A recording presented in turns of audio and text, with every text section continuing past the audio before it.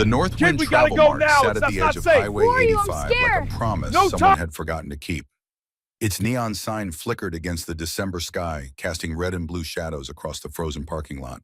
The gas pumps stood in rows like patient soldiers, their digital screens glowing green in the darkness.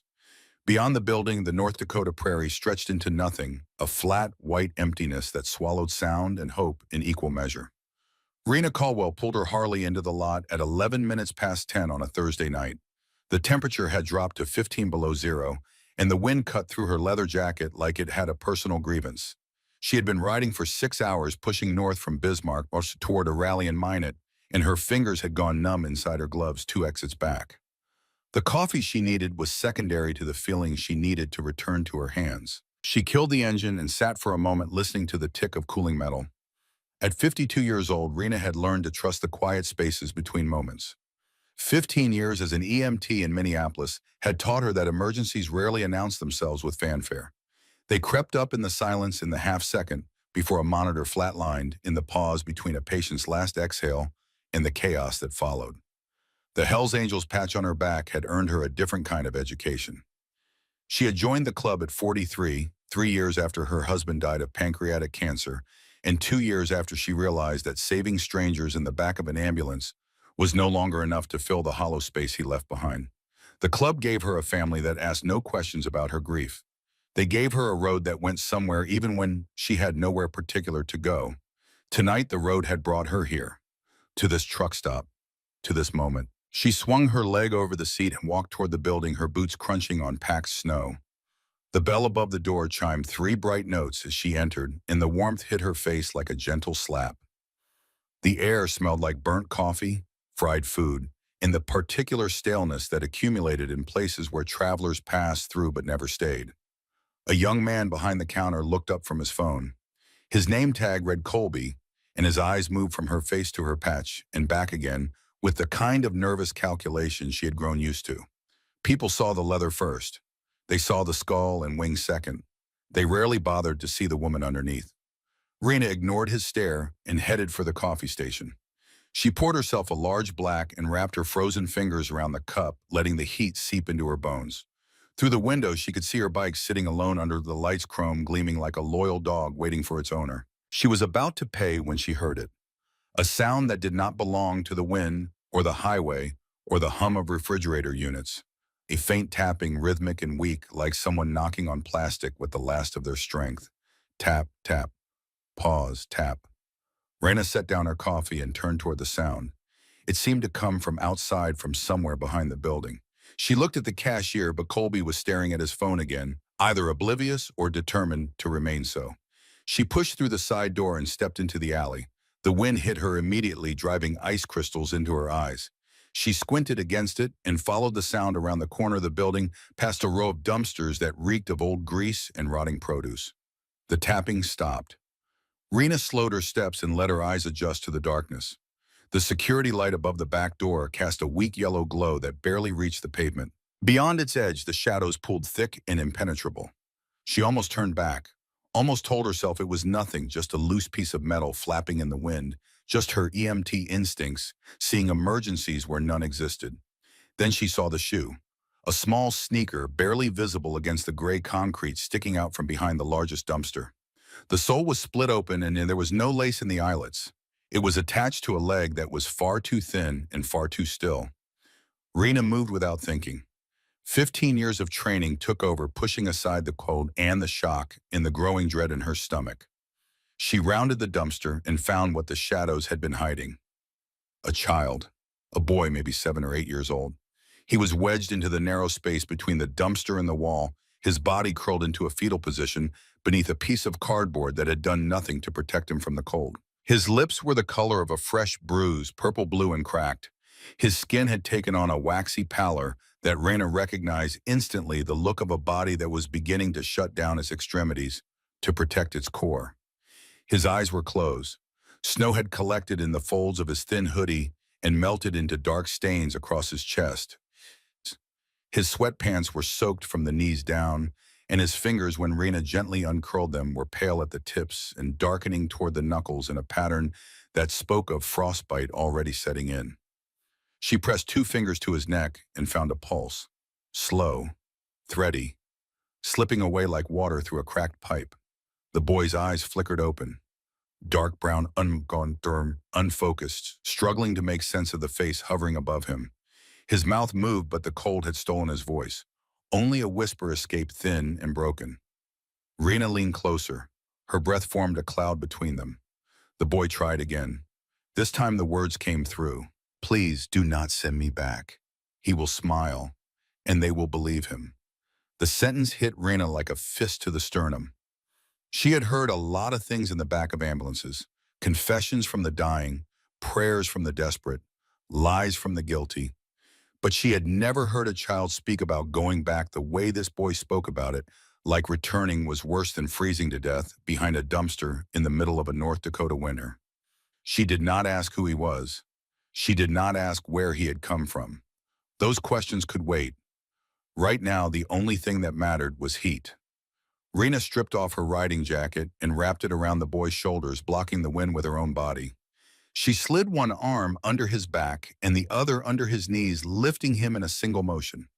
He weighed almost nothing, 70 pounds, maybe less, the kind of weight that came from months of not eating enough. Stay with me, she said. Her voice was calm, steady, the same voice she had used 1,000 times in the back of a rig when the monitors were screaming and the patient was fading. Give me 60 seconds. That is all I need. She carried him around the building to the front entrance. The bell chimed its 3 bright notes again, obscenely cheerful given what she was carrying. The warm air rushed over the boy's face and she felt him shiver violently, his body waking up enough to protest its own condition. Colby looked up from his phone and froze. His face went pale as he took in the scene, the woman in leather, the child in her arms, the blue lips and the waxy skin, and the snow melting into puddles on the floor. Call 911, Rena said. Tell them it is a child with hypothermia. Do it now. Colby's mouth opened and closed. His eyes moved to her patch again, and she saw the calculation happening, the small-town fear of getting involved with the wrong people. I cannot, he started. You can, Rena said. She did not raise her voice. She did not need to. And you will. Something in her tone cut through his hesitation. He grabbed the phone and started yelling. Rena lowered the boy onto a bench near the space heater in the corner of the store. She found an emergency blanket in the first aid kit behind the counter and wrapped it around him, tucking the edges under his body to trap whatever heat she could. The silver material crinkled as she worked, and the boy's eyes tracked her movements with a kind of desperate attention, like he was trying to memorize her face before she disappeared. His hands stayed tucked under his arms, protecting whatever warmth remained in his core. His lips moved again, and this time the words came clearer. Please do not call him. Who, Rena asked. My uncle. His name is Garrett. Rena noticed something then. The way the boy's eyes kept drifting toward the front window, scanning the parking lot, like he expected headlights to appear the moment the name was spoken. The way his body tensed whenever the door opened, even though it was just the wind pushing against the frame. Okay, she said. We are not calling him. We are calling help. The boy's face crumpled. Not with relief, but with something deeper. A kind of exhausted hope that had been disappointed too many times to trust itself. I tried, he whispered. Tried what? The words came in short bursts, each one costing energy he did not have. I asked people. For help. Rena felt her jaw tighten. She kept her face neutral, her voice soft. Tell me. First was a lady at the pump, the boy said. She rolled her window down. Just a crack. She asked where my coat was. Like that was the whole problem. Then she drove away. He took a shallow breath. A truck driver said he did not want trouble. He said he had his own stuff to deal with. A security guard told me to leave the property. He said if I stayed, he would call the cops on me. The boy's eyes closed for a full second. When they opened again, they were shiny with tears he was too cold to shed. The last one was a man with a charity hat. He said I should pray.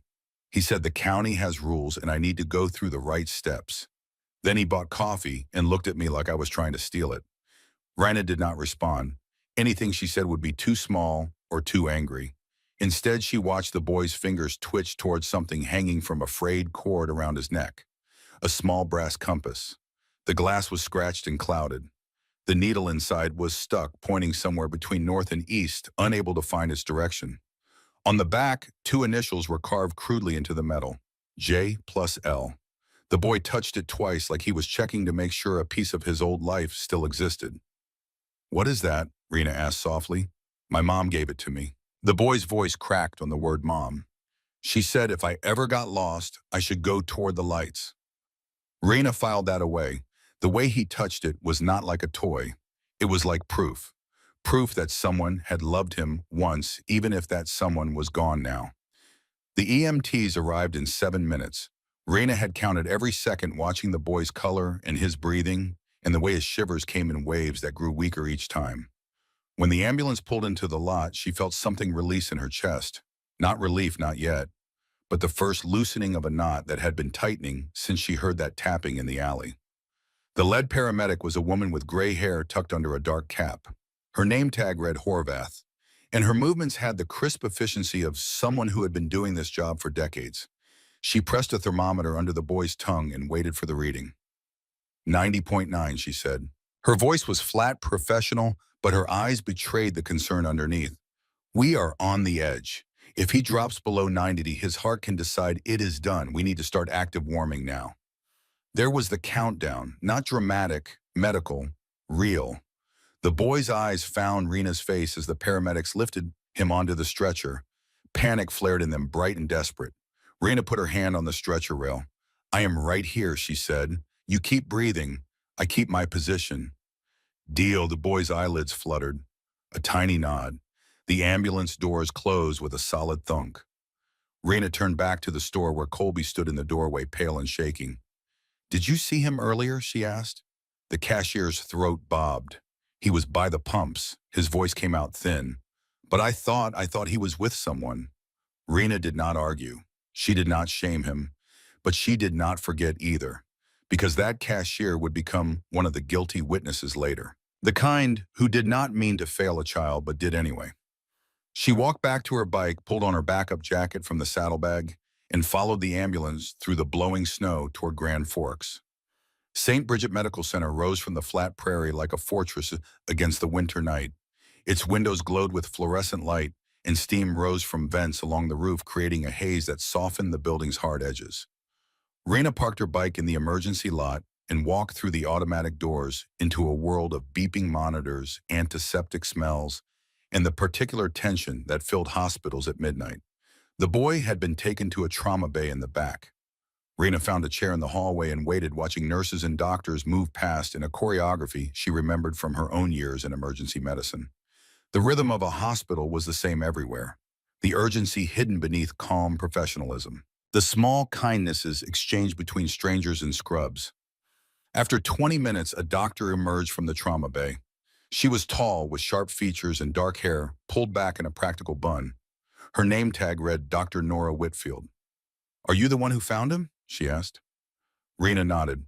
Dr. Whitfield looked at her for a long moment, studying her face, her patch, the set of her shoulders. Whatever she saw there seemed to satisfy her.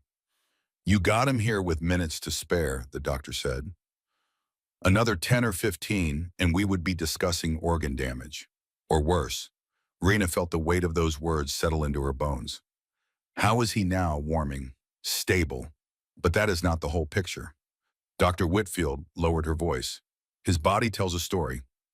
Chronic malnutrition, old bruises in various stages of healing, a ring mark around his wrist that suggests restraint, frostnip on his toes that will need monitoring for the next few days." She paused. "This is not one bad night. This is a pattern." Rena had known it the moment she saw the boy's eyes, the way he flinched from kindness like it was a trap, the way he scanned every room for exits, the way he talked about his uncle like a prisoner talks about a warden. "What happens now?" she asked. "Now we document everything Dr. Whitfield said. We notify Child Protective Services. We keep him safe until someone with authority tells us where he belongs. And if the person with authority is the one who did this," Dr. Whitfield's expression hardened, "then we make sure the documentation is ironclad. Because charm can talk its way out of a lot of situations, but it cannot argue with x-rays and blood work and a recorded statement from an 8-year-old who knows exactly what happened to him." Rena asked to see the boy. The doctor hesitated, then nodded. The room was small and quiet, lit by a single lamp that cast warm shadows across the walls. The boy lay in the bed, wrapped in heated blankets, an IV line running into his arm. His color had improved slightly, the purple fading to a sickly gray that was at least better than blue. His eyes were open, staring at the ceiling. Rena pulled a chair to the bedside and sat down. She did not speak immediately. She had learned long ago that frightened people needed space more than they needed words. After a while, the boy turned his head to look at her. "You stayed. I said I would." The boy's fingers crept out from under the blanket and found the compass at his neck. He held it like a talisman, rubbing his thumb across the scratched glass. "What is your name?" Rena asked.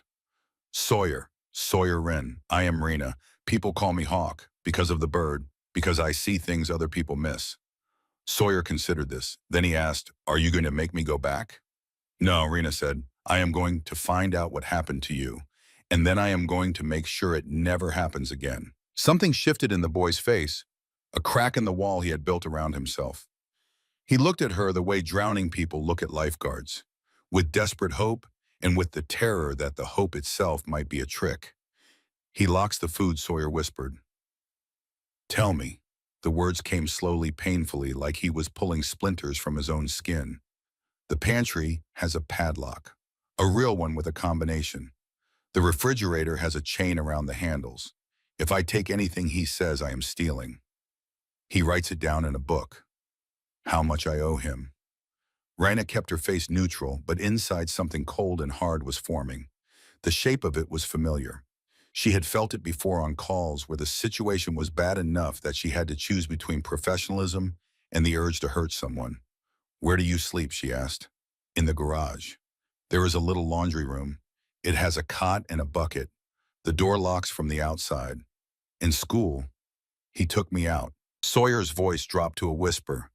"He says I am homeschooled. He made papers. People signed them. Do you remember which school you went to? Maple Ridge Elementary? There was a teacher named Mrs. Oakes. She asked about my lunch once. I said I was not hungry. Uncle Garrett brought donuts the next day.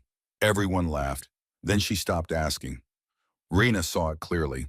A system designed to catch children falling through the cracks, instead smoothed over by a smile and a box of pastries. A teacher who noticed then let charm do the rest. Sawyer continued, his voice growing smaller with each sentence. "A lady from the county came once. She had a badge on a lanyard like at school. She and Uncle Garrett talked outside. He was smiling when he came back in. He told me if I said anything, I would sleep in the snow. A social worker who had been close enough to see and had chosen not to look." Rena leaned forward. "Sawyer, I need you to tell me something important. Why did you leave tonight? What made tonight different?" The boy's eyes filled with tears. He blinked them back and reached under his pillow. His hand emerged holding a cheap prepaid flip phone with a cracked screen. The kind you could buy at any convenience store for $20. "I hid it," Sawyer said. "I found it in his drawer. It still had minutes on it." Rena stared at the phone. "What did you do with it?" Sawyer's lower lip trembled. "I recorded him. When he talked about the money, when he talked about what happens after New Year." The room went very quiet. Rena could hear the hum of the heating system and the distant beep of monitors in other rooms. She could hear her own heartbeat, slow and steady the way it always got when she realized she was holding something important. She did not touch the phone. She had seen enough evidence get thrown out of court because someone handled it wrong. "Sawyer," she said carefully. "What did he say about a new year?" He circled it on the calendar. "January 3rd, he wrote something. After court funds clear." Sawyer's voice broke. He said after the ball drops, he would not have to feed a kid anymore. He said the money would be his. Rena felt the pieces clicking into place. Guardianship, trust fund, a deadline. She pulled out her own phone and dialed a number she had memorized years ago. It rang twice before a deep voice answered. "Shepard, it is Hawk. I need every brother within 200 miles at St. Bridget Medical Center in Grand Forks. Now." A pause on the line. The sound of a chair creaking, a door closing. "What is going on?" 8-year-old boy found freezing behind a dumpster at a truck stop. He is terrified of his guardian. He has evidence. And the guardian is going to show up here any minute, trying to take him back. Another pause. Longer this time. Then Shepard's voice came through low and certain. Say no more. We are coming. What is the play? Clean Rena said. Legal, evidence, and procedures. I lead. Understood. We will be there before dawn. Rena ended the call and looked at Sawyer. The boy was watching her with wide eyes. Who was that? He asked. My family, Rena said. And now they are your family too. She found Dr. Whitfield in the hallway and explained the situation. The doctor listened without interruption, her face growing grimmer with each detail. We need to notify Child Protective Services immediately, Dr. Whitfield said. And we need to preserve that phone as evidence. The chain of custody has to be airtight or his lawyer will tear it apart. Rena nodded. I have experience with this. EMT training covers evidence handling. And I know people who know more. Dr. Whitfield studied her for a moment. You are more than just a biker, are you not? I am exactly what I need to be. The doctor almost smiled. Good, because that boy needs someone who will not back down when the charm offensive starts. At 4:17 in the morning, the social worker arrived. Her name was Tessa Dunlap, and she had the look of someone who had been doing this job long enough to be tired, but not long enough to be broken. She listened to Dr. Whitfield's report, reviewed the medical documentation, and spoke with Sawyer in the gentle, careful way that child advocates learned in their training. When she emerged from the room, her face was set in hard lines. I am filing for an emergency protective hold, she said. 72 hours while we verify the claims. No guardian contact. Rena felt a small knot loosen in her chest. It was a start. At 4:46, the first motorcycles arrived. They came in disciplined lines, their engines low, and controlled their headlights, cutting through the pre-dawn darkness like searchlights. They parked in neat rows along the edge of the lot, away from the ambulance bay, leaving room for emergency vehicles. Men and women stepped off their bikes and stood in loose formation, hands in pockets, shoulders squared against the cold. Shepard found Rena in the hallway. He was a big man with a gray beard and calm eyes, the kind of presence that made people either trust him immediately or fear him without knowing why. 83 so far, he said. Another 100 on the way. Rena nodded. No hero moves. We are witnesses, not vigilantes. Understood. He looked towards Sawyer's room. How is the boy scared? But he is talking, and he has evidence. What kind recordings? The Guardian talking about money and timelines, about what happens after New Year. Shepard's jaw tightened. Then we make sure no one touches that phone until it is in the hands of someone who can use it properly. Rena was about to respond when she saw movement at the end of the corridor. A tall man had just stepped off the elevator, his hair combed neatly, his jacket clean and pressed. He carried a paper bag in one hand, the kind that might hold breakfast pastries or a concerned uncle's peace offering. His smile was already in place. Warm, worried, perfectly calibrated. Rena felt her spine stiffen. She knew that smile. She had seen it before on the faces of men who had beaten their wives bloody and then showed up at the hospital with flowers. On the faces of parents who had shaken their babies silent and then wept for the cameras. That smile was a mask, and the man wearing it was Garrett Lyle. He approached the nurse's station with his arms slightly spread, the universal gesture of harmlessness. His voice carried down the hallway, pitched just loud enough to be overheard. I am looking for my nephew. His name is Sawyer Wren. I got a call that he was brought in. Poor kid, he gets scared sometimes. Runs off. I have been out of my mind with worry. The nurse at the station glanced at her computer, then at Rena, then at the crowd of leather-clad figures visible through the window. Rena stepped forward before anyone else could respond. She positioned herself between Garrett and the corridor that led to Sawyer's room. You must be the uncle, she said. Garrett's smile flickered for just a moment before resetting. That is right, and I am the one who found him. Oh, his expression shifted to something that resembled gratitude but did not quite reach his eyes. Thank you so much. He has been having a hard time since his parents passed. Sensitive kid, he dramatizes things. You know how it is. Rena did not move. I know exactly how it is. Garrett's smile tightened almost imperceptibly. Well, I am here now. I can take him home. No, Rena said. You cannot. The mask slipped, just for a second, just a flash of something cold and irritated beneath the surface. Then it was back smoother than before. I am not sure I understand, Garrett said. His voice carried a thread of condescension now. I am his legal guardian. I have custody. And I have a doctor who documented signs of chronic abuse, Rena said, and a social worker who filed an emergency protective hold, and about 150 witnesses who are going to make sure you do not walk out of this hospital with that child. Garrett's eyes moved to the window, to the rows of motorcycles, to the men and women standing beside them in the cold morning air. This is ridiculous, he said. His voice was harder now, less charming. He is a troubled kid. He makes things up. He wanders off. I have been doing my best. Dr. Whitfield appeared at Rena's shoulder. Sir, she said, the child is not being discharged. The county has been notified. If you have questions about the legal process, you can speak with the deputy who is on his way. For the first time, something real appeared on Garrett's face. Irritation. Quick and cold before the mask returned. Of course, he said smoothly. Do what you have to do. I love my nephew. I just do not want these misunderstandings to get out of hand. He held up the paper bag. I brought him breakfast. Can I at least give him that? Norena said. Garrett looked at her. The smile was gone now. In its place was something flat and evaluating. The look of a predator assessing whether its prey was worth the trouble. You are making a mistake, he said quietly. Whatever he told you, it is not the whole story. Rena did not blink. Then you should have no trouble clearing it up with the authorities. A deputy arrived 5 minutes later. His name was Reeves, and he had the patient, methodical manner of a man who had seen enough domestic situations to know that charm was often the first weapon of the guilty.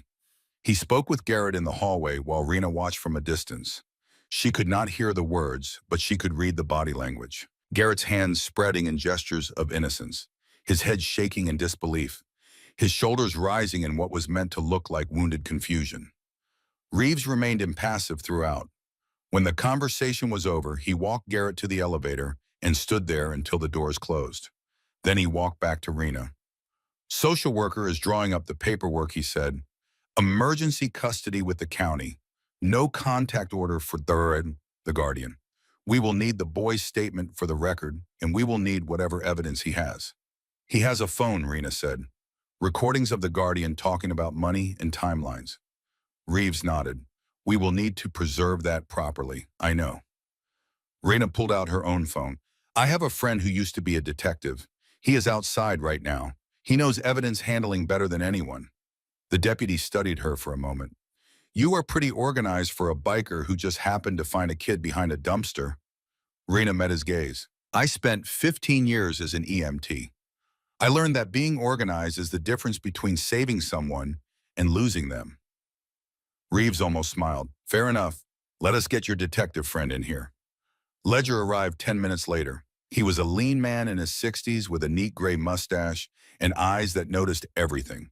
He had brought gloves, evidence bags, and a small notebook. He did not waste time on pleasantries. Where is the phone? He asked. Rena led him to Sawyer's room. The boy was awake, his fingers still wrapped around his compass. When he saw Ledger, his body tensed. It is okay, Rena said. He is with me. He is going to help make sure your uncle cannot hurt you again. Sawyer looked at Ledger for a long moment. Then he reached under his pillow and pulled out the flip phone. Ledger did not touch it immediately. He asked the nurse to witness. He asked Tessa Dunlap to log the time. He put on gloves before he picked up the phone, and he photographed it in place before he moved it. This is important, he said to Sawyer. His voice was gentle but direct. Whatever is on here, we need to protect it.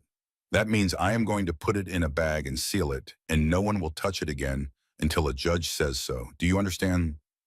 Sawyer nodded. Can you tell me what you recorded? The boy's voice was small but steady. He talks to himself sometimes.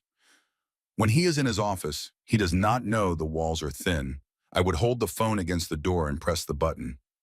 What did he say? He talked about money, about the trust, about how much would be left after January. The boy swallowed.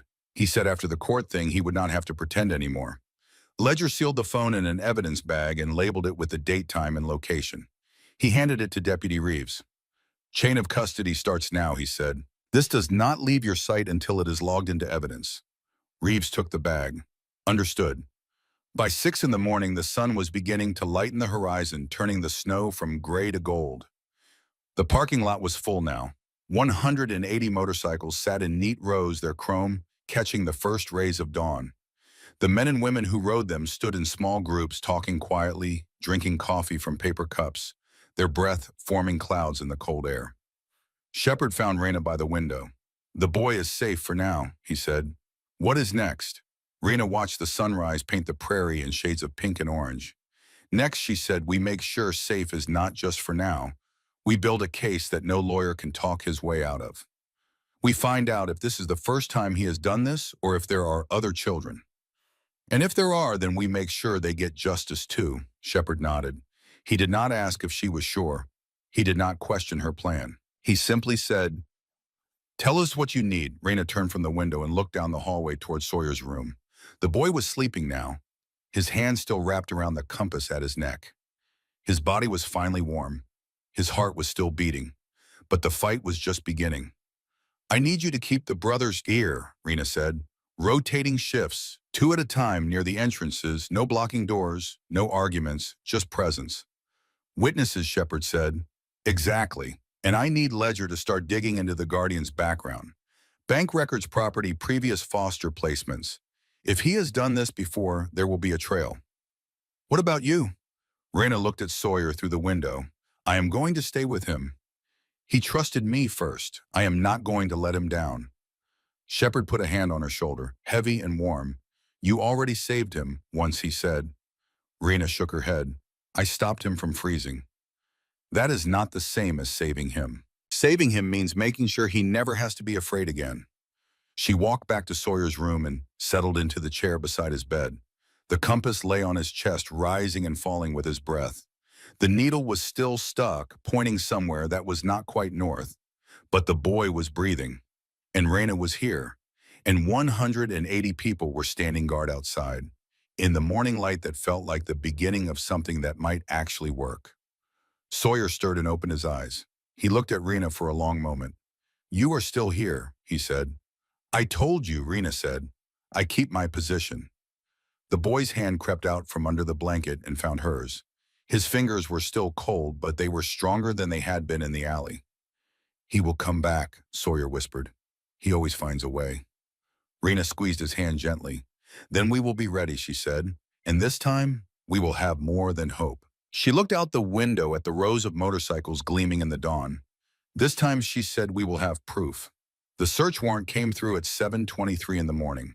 Judge Marlene Oakes had reviewed the affidavit over a video call, her glasses low on her nose as she scanned the documentation. Dr. Whitfield's medical report, Tessa Dunlap's emergency custody filing, the sealed evidence bag containing Sawyer's phone, the statement from an 8-year-old boy who had walked through a snowstorm rather than spend another night in his uncle's house. The judge signed without hesitation. Sheriff Wade Dawson assembled the search team in the St. Bridget parking lot. He was a tall man with a weathered face and the kind of quiet authority that came from 30 years of dealing with situations that most people only read about in newspapers.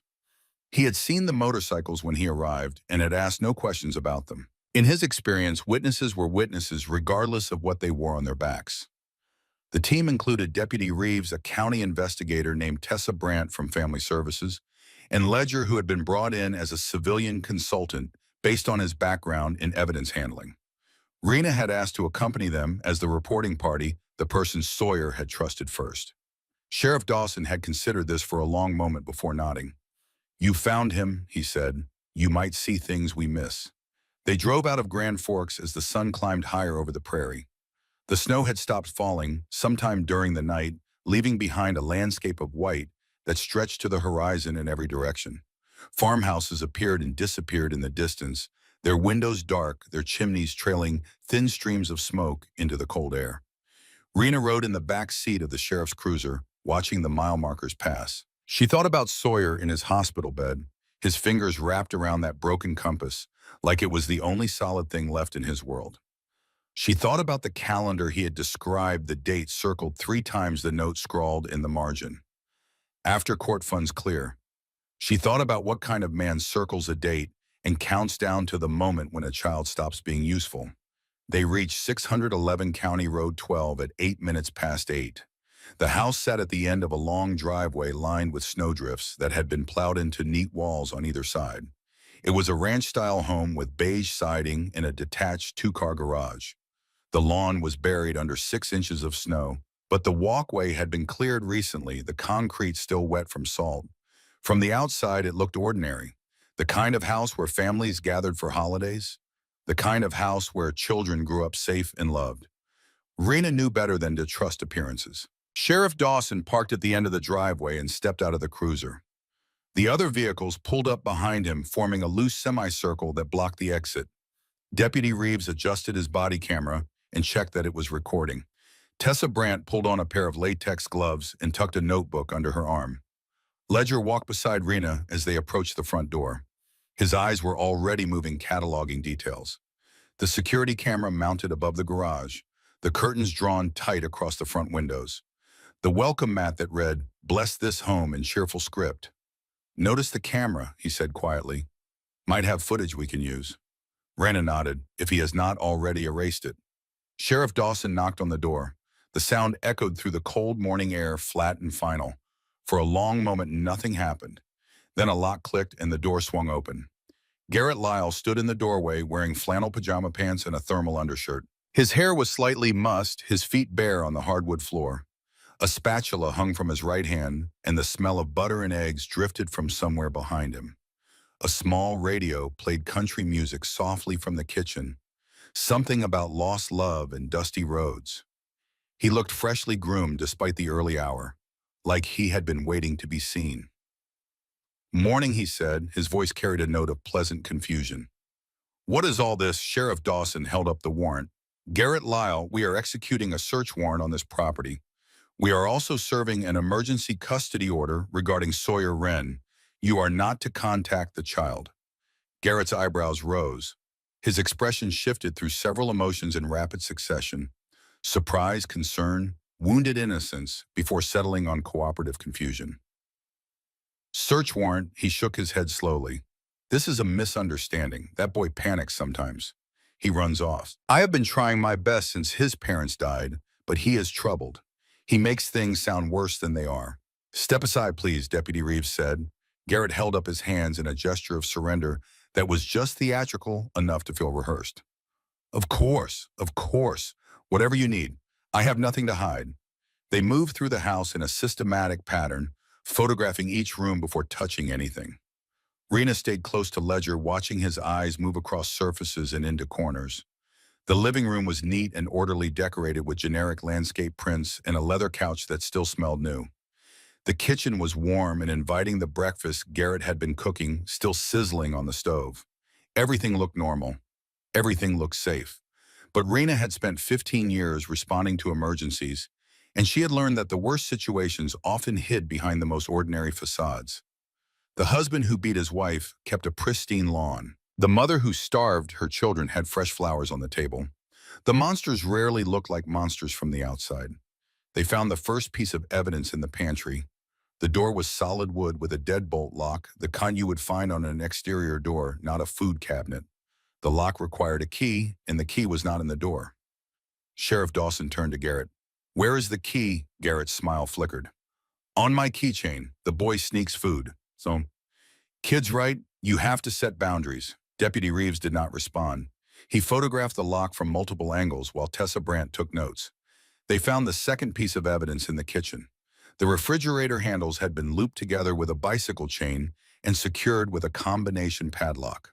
The freezer handle had a separate lock, smaller but equally solid. Ledger crouched beside the refrigerator and examined the setup without touching it. "This is not about sneaking food," he said quietly. "This is about control." Garrett's voice came from behind them, defensive now. "He has problems with eating, hoarding. It is a psychological thing. I was trying to help him develop healthy habits." By locking the food away, Rena said, "It was not a question." Garrett's eyes met hers. The charm was still there, but underneath it, she could see something else. The flat, calculating look of a man who was running numbers in his head, trying to figure out how to spin this. "You do not understand," he said. His voice was harder now. "I am the one raising him. His parents left him to me. Nobody else wanted him. I took him in when everyone else turned away." Sheriff Dawson stepped between them. "Sir, I need you to wait in the living room while we complete the search. Deputy Reeves will stay with you." Garrett opened his mouth to argue, then seemed to think better of it. He walked to the living room and sat on the leather couch, his posture stiff with barely contained anger. The country music continued to play from the kitchen, incongruously cheerful. They found the garage door next. It was in the hallway between the kitchen and the back of the house, a solid wooden door with a heavy-duty deadbolt. Like the pantry lock, this one required a key. Unlike the pantry, this door also had a hasp and padlock on the outside, the kind you would use to secure a storage shed or a warehouse. Ledger examined the lock without touching it. Two separate locking mechanisms, he said. One key, one combination. Whoever installed this wanted to make absolutely sure no one got out. Rena felt something cold settle into her stomach. She had seen restraint systems before in basements and back rooms where people kept secrets they never intended to share. This was not a child-proofing measure. This was a prison. Sheriff Dawson looked at Garrett through the hallway. "Where is the key for this door?" "Same keychain," Garrett called back. His voice was casual, almost bored. "That is the laundry room. It gets cold in there, so I keep it closed to save on heating bills." The sheriff retrieved the keys and opened the door. The room beyond was small, maybe 8 feet by 6 feet. A single bare bulb hung from the ceiling, casting harsh shadows across the concrete floor. Against one wall stood a narrow cot with a thin mattress and no sheets. Against the other wall sat a plastic bucket with a lid, the kind you would use for storage, or Rena realized with a sickening lurch as a makeshift toilet. There was a space heater in the corner, but its cord was unplugged from the wall. The outlet was 8 feet away near the door, too far for the cord to reach without an extension. No extension was visible. A single window had been installed high on the back wall, too small for an adult to fit through, but perhaps large enough for a child. It had been screwed shut from the outside, the screw heads visible through the glass. The room was freezing. Even with the door open and the house's heating system running, Rena could feel the cold radiating from the concrete floor and the uninsulated walls. She understood now why Sawyer's sweatpants had been wet from the knees down. He had been kneeling on that floor trying to sleep on that cot, breathing air that was barely warmer than the outside. Tessa Brandt stepped into the room and stopped. Her face had gone pale. She had been doing this work for 12 years, and Rena could tell from her expression that she had never seen anything quite like this. "This is not a laundry room," Tessa said quietly. "There is no washer, no dryer, no laundry at all." Sheriff Dawson's jaw tightened. He turned and walked back to the living room. "Would you like to explain this?" he asked Garrett. For the first time, something cracked in Garrett's composure. His eyes darted to the hallway, to the open door, to the glimpse of concrete floor and plastic bucket visible beyond. "He has behavioral issues," Garrett said. His voice was faster now, less controlled. "Sometimes he needs a timeout space, somewhere calm, somewhere without distractions." "A timeout space," the sheriff repeated, "with a bucket for a toilet and a heater that is not plugged in." "I unplug it when I leave," Garrett said. "Fire safety. You have to be careful with space heaters." Rena stepped forward. Her voice was flat and cold. "How long does a timeout last? That depends on his behavior. How long was he in there before he ran?"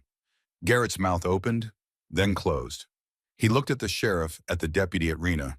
Rena saw the exact moment when he realized that his usual tactics were not going to work. "I want a lawyer," he said. Sheriff Dawson nodded. "That is your right, but we are going to finish this search first." They found the calendar in the master bedroom. It hung on the wall beside a desk cluttered with papers and folders. December and January were displayed on a single sheet, the days marked with various notes and appointments in neat handwriting. Most of the entries were mundane: dentist, oil change, pickup truck, maintenance. But two dates stood out.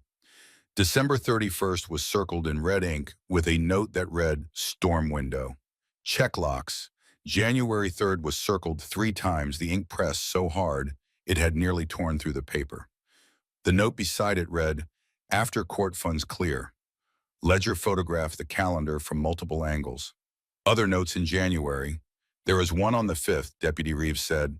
"Doc call," and on the 12th, Tessa Brandt pointed, "No school questions."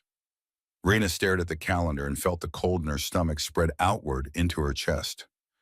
This was not just neglect. This was a plan, a timeline, a countdown to the moment when Sawyer Wren stopped being a financial asset and became a liability. She thought about the boy asking people for help at the truck stop. The woman who rolled up her window, the truck driver who did not want trouble, the security guard who threatened to call the cops, the man with the charity hat who told an 8-year-old to pray and go through proper channels. All those people had failed Sawyer, but they had failed him through indifference, through fear, through the ordinary cowardice of people who did not want to get involved. Garrett Lyle had failed him deliberately, with planning, with intent. Ledger called out from across the room, "Hawk, you need to see this." She found him at the desk, standing over an open drawer. His gloved hands held a manila folder labeled Wesley Prentice in neat block letters. Rena looked at the folder, then at Ledger, then back at the folder. Who is Wesley Prentice? That is what I am trying to figure out. Ledger opened the folder and spread its contents across the desk. The first document was a foster placement form dated 3 years earlier. It showed that a child named Wesley Prentice, age 7, had been placed in the care of Garrett Lyle by the state of North Dakota. The placement had lasted 14 months. The second document was a death certificate. Cause of death was listed as accidental exposure, found after winter storm. The date was February 17th, 3 years ago. The third document was a life insurance policy. Face value $50,000. Beneficiary Garrett Lyle. Rena felt the floor tilt beneath her feet. She gripped the edge of the desk to steady herself. He has done this before, she said. It looks that way, Ledger replied. His voice was calm, but she could see the tension in his jaw, the tightness around his eyes. This child died under his care, and he collected insurance money afterward.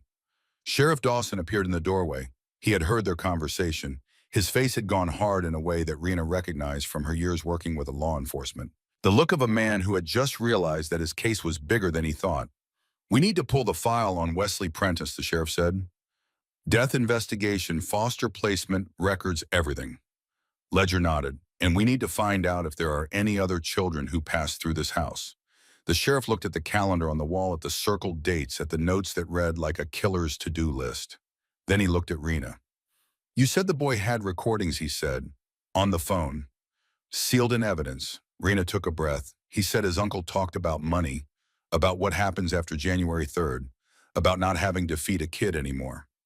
Sheriff Dawson was quiet for a long moment. Then he turned and walked out of the room. They found Garrett Lyle still sitting on the couch, his hands folded in his lap, his expression carefully neutral. Deputy Reeves stood beside him, body camera recording. The sheriff stopped in front of the couch and looked down at Garrett. "Why do you have a life insurance policy on a foster child who died in your care?" he asked. Garrett's face did not change. "Burial costs. It is common practice. People do it all the time. People do not usually collect $50,000 for burial costs." Garrett spread his hands. "I am not going to discuss this without a lawyer present." "Fine." Sheriff Dawson nodded to Deputy Reeves. "Garrett Lyle, you are under arrest for felony child neglect, endangering the welfare of a child, and unlawful imprisonment. Additional charges are pending investigation." Garrett's composure cracked. "This is insane," he said. His voice rose, the smooth charm finally breaking apart. "He is a troubled kid. He lies. He makes things up. You are taking the word of an 8-year-old over mine." Deputy Reeves pulled out his handcuffs. Garrett stood, his face flushing red, his hands clenching at his sides. "I want a lawyer," he said again. "This is harassment. You people have no idea what you are doing." The cuffs clicked shut around his wrists. The sound was small and final, like a door closing. Sheriff Dawson read him his rights while Deputy Reeves led him toward the front door. Garrett twisted his head to look back at Rena, and something passed across his face. Not fear, not anger, something colder. The look of a man making calculations. "He will come back," Garrett said. His voice was quiet now, controlled again. "That boy. He always does. Nobody else wants him. You think you are saving him? You are just delaying the inevitable." Rena did not respond. She watched him walk out the door and disappear into the back of the cruiser. The engine started and the car pulled away, leaving tracks in the snow that would fill in again before noon. Ledger appeared beside her. "That was a threat." "I know," Rena said. "He thinks he is going to get out of this." Rena watched the cruiser disappear down the long driveway. "He is wrong." They spent the next 3 hours processing the scene. Every room was photographed, documented, measured. The locks were removed and bagged as evidence. The calendar was sealed in plastic. The Wesley Prentice file was cataloged and copied. Tessa Brandt found more documents in a filing cabinet in the basement. Bank statements showing a trust account that had started at $431,000 16 months earlier. The money had been draining steadily ever since. Management fees, cash withdrawals, purchases in Garrett's name, a 2025 snowmobile, a deposit on lakefront property, recurring charges from a casino in Fargo. The current balance was $18,000. He was bleeding it dry, Tessa said. Her voice was tight with barely controlled anger. That money was supposed to support Sawyer until he turned 18. Garrett was going to drain it completely, and then what Rena thought about the circled date on the calendar. The note about funds clearing after court, the insurance policy on Wesley Prentice. Then Sawyer would have an accident, she said. Just like Wesley. Tessa closed her eyes briefly. When she opened them, they were wet. I have been doing this job for 12 years. She shook her head. 12 years and I still cannot believe what people are capable of. Ledger found something else in the filing cabinet. A folder labeled simply Homeschool contained paperwork showing that Sawyer had been withdrawn from Maple Ridge Elementary 8 months earlier. The withdrawal form listed Garrett Lyle as the responsible party. The curriculum approval had been signed by a district administrator. There was also email correspondence printed out and filed. One message from the school district read, Lyle's donation covered the new scoreboard. Mark compliant and close the attendance flag. Another message, this one from a supervisor at Family Services. We cannot keep reopening cases on a community volunteer without hard proof. Let it go. Rena stared at the emails. Hard proof, like a child freezing behind a dumpster, like a phone full of recordings, like a room with a bucket and a locked door. She thought about all the people who had seen Sawyer over the past 16 months. Teachers, social workers, neighbors. Each one had noticed something wrong. Each one had chosen to look away. Ledger photographed the emails. This goes to the state, he said quietly. Not just the county. There are people in this system who helped him hide what he was doing, and people who got paid to look the other way. Rena added. They finished processing the scene at noon. Sheriff Dawson called ahead to arrange for a forensic team to do a more thorough examination of the property. The house would be sealed, the contents inventoried, every surface examined for evidence of what had happened to Sawyer Wren and what had happened to Wesley Prentice before him. Rena rode back to Grand Forks in silence, watching the prairie scroll past the window. The sun was high now, the sky a pale blue that seemed to stretch forever. It was beautiful in the way that empty places are beautiful. Indifferent. Eternal. She thought about Sawyer in his hospital bed, waiting to find out if the world was going to save him or send him back. She thought about the compass around his neck, its needle stuck, unable to find north. She thought about what it meant to be lost and to walk toward the lights anyway, trusting that someone would be there when you arrived. The guilty witnesses began to crack that afternoon. Colby Fitch was the first. The cashier from the North Wind Travel Mart had spent the night unable to sleep, haunted by the image of a small boy standing by the gas pumps with blue lips and desperate eyes. He had seen Rena's name on the news report that morning, the woman who had found the child, and he had called the sheriff's office to ask if he could give a statement. Rena met him in an interview room at the county building. He was 26 years old with the kind of face that had not yet learned to hide its emotions. His hands shook as he sat down and his voice cracked when he started to speak. I saw him, Colby said. His eyes would not meet hers. He was standing by pump 7. Around 9 o'clock, maybe a little after. His lips were wrong. That purple color, and his hoodie was way too thin for that kind of cold. What did you do? Rena asked. Nothing. The word came out like a confession. I told myself he was with someone, that his parents were inside, that someone else would handle it if there was a problem. But you knew there was a problem. Colby's eyes finally met hers. They were wet. Yeah, I knew. His lips were that color and his shoes did not match, and he kept looking around like he was waiting for someone to help him. And I just went back to my phone. Why? Because I was scared.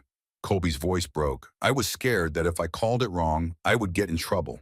I was scared of getting involved in something that was not my business. I was scared of caring, I guess. He wiped his face with the back of his hand. And now I know he was out there for another hour before you found him. An hour of freezing to death while I looked at my phone.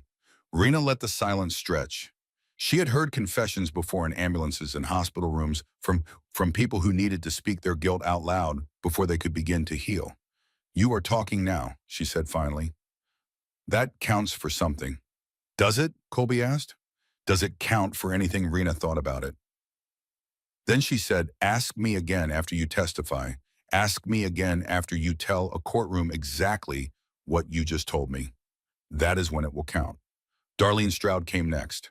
She was the nearest neighbor on County Road 12, a woman of 59 who had lived in the same house for 14 years.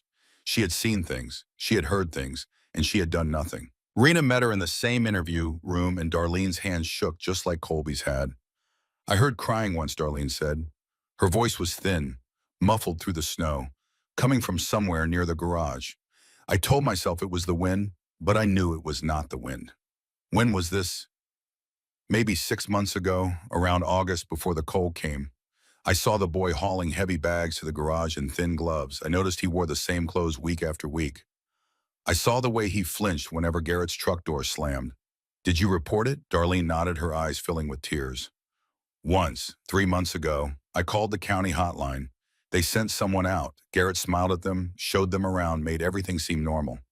After they left, he came to my fence and told me if I kept meddling, he would make sure the sheriff knew I was trespassing on his property." "So you stopped calling?" "I stopped calling." Darlene's voice cracked. "I told myself that if the county saw it and did nothing, what was my voice going to change? I told myself it was not my responsibility. I told myself a lot of things to help me sleep at night. And now I cannot sleep at all." Rena leaned forward. "Did you see him leave last night? Did you see him walking toward the highway?" Darlene shook her head. "I went to bed early. I did not even know he was gone until I saw the news this morning." She looked at Rena with something that might have been hope. "Is he going to be okay?" Rena thought about the boy in the hospital bed, his fingers wrapped around a broken compass. "He is alive," she said. "The rest is going to take time." Lorraine Oakes was the hardest. She had been Sawyer's third-grade teacher at Maple Ridge Elementary. 47 years old, with the kind of face that suggested a lifetime of caring about children. Her hands did not shake when she sat down in the interview room, but her eyes had the hollowed look of someone who had been crying for hours.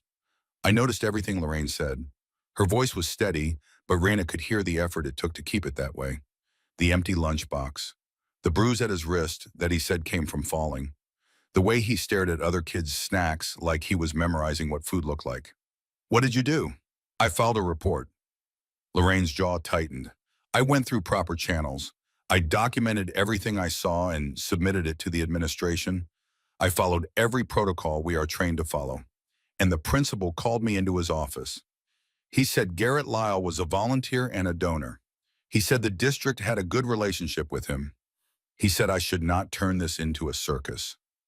Rena felt the anger rise in her chest, but she kept her voice neutral. "What happened after that?" A week later, Garrett showed up with donuts for the whole class. He laughed and joked with the other teachers. He wrote a check for the new scoreboard, and then Sawyer was withdrawn for homeschooling, and I never saw him again. Lorraine's composure finally cracked. Tears spilled down her cheeks, and she did not wipe them away. "I told myself the system would catch it," she whispered. "I told myself I had done my part. I told myself that if the people in charge did not see a problem, then maybe I was wrong. But you knew you were not wrong. I knew." Lorraine closed her eyes. "I knew, and I let them convince me to doubt myself. And now an 8-year-old boy almost died because I believed the wrong adult." Rena sat with her for a long moment, letting the silence hold the weight of what had been said. Then she asked one more question. "Will you testify?" Lorraine opened her eyes. They were red, but something had hardened in them. Something that looked like resolve. "Yes," she said. "I will testify to everything. And if they try to silence me again, I will make sure the whole country hears what happened in that school." By evening, the case had grown beyond what any of them had expected. Ledger had spent the afternoon pulling records on Wesley Prentice. The foster child had been placed with Garrett Lyle 3 years earlier after being removed from a neglectful home in Minot. He had been 7 years old, small for his age, with no living relatives willing to take him in. The placement had lasted 14 months.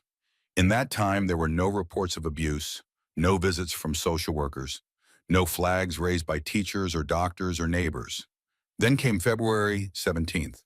A winter storm swept through the region, dumping 18 inches of snow in less than 12 hours. When the storm cleared, Wesley Prentice was found dead in a field half a mile from Garrett's house. Cause of death was listed as exposure. The investigation had been brief. The medical examiner ruled it an accident. The case was closed within 3 weeks. Garrett Lyle collected $50,000 in life insurance benefits and went on with his life.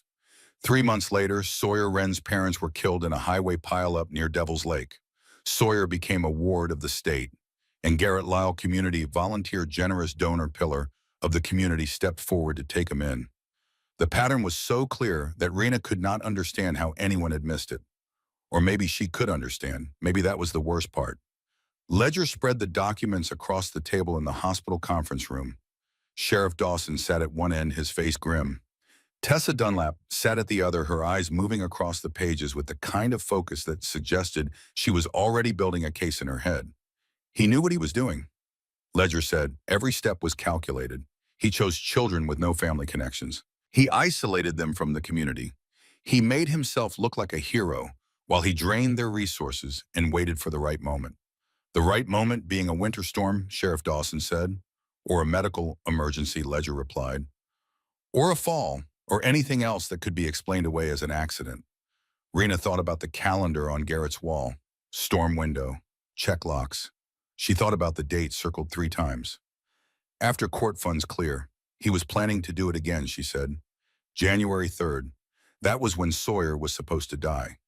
The room went silent. Outside the window, the sun was setting, painting the snow in shades of orange and pink. Sheriff Dawson spoke first. We need to reopen the Wesley Prentice case. Full investigation, new autopsy if necessary. The medical examiner who signed off on it has already been notified, Tessa said. He is cooperating, mostly because he does not want to be charged with professional misconduct. And the family services supervisor who closed the case on Garrett resigned this afternoon. Tessa's voice was flat. Apparently, she remembered signing some emails that she would rather not have to explain in court. Rena stood and walked to the window. The parking lot below was still full of motorcycles gleaming in the fading light. Shepard had kept the brothers rotating in shifts, 2 at a time, near the entrances, just as she had asked. Witnesses who could not be intimidated.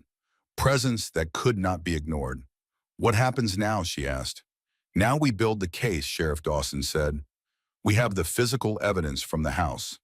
We have the financial records showing misappropriation of trust funds.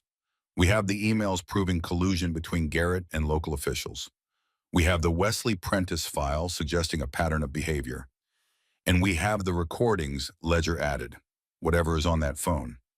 Rena turned from the window. Has anyone listened to them yet? The sheriff shook his head. We are waiting for the forensic audio team. Chain of custody has to be perfect.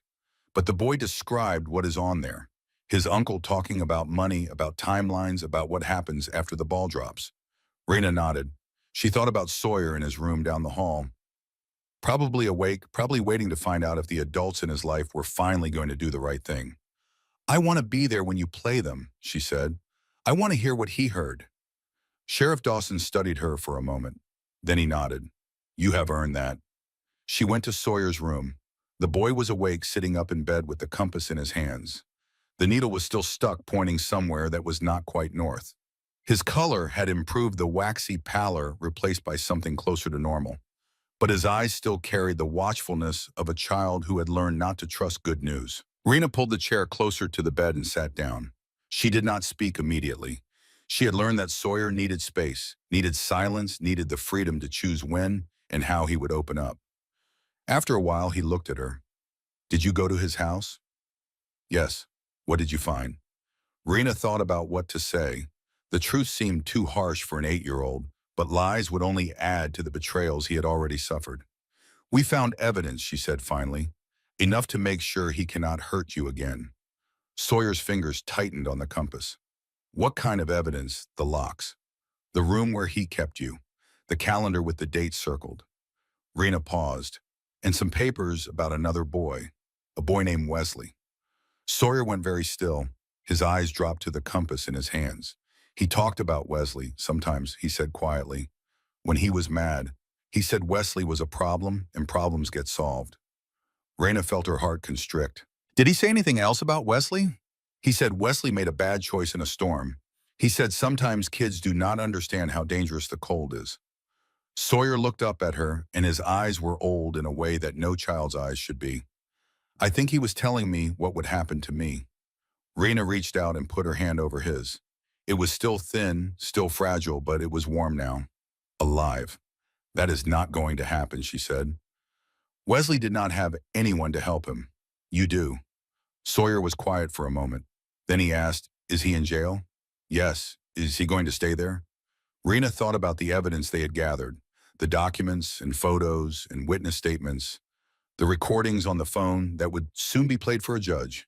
Yes, she said, he is going to stay there for a very long time. Sawyer let out a breath that seemed to carry months of fear with it. His shoulders dropped and his grip on the compass loosened.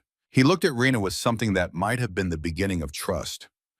You said I have family, he said. I heard the social worker talking.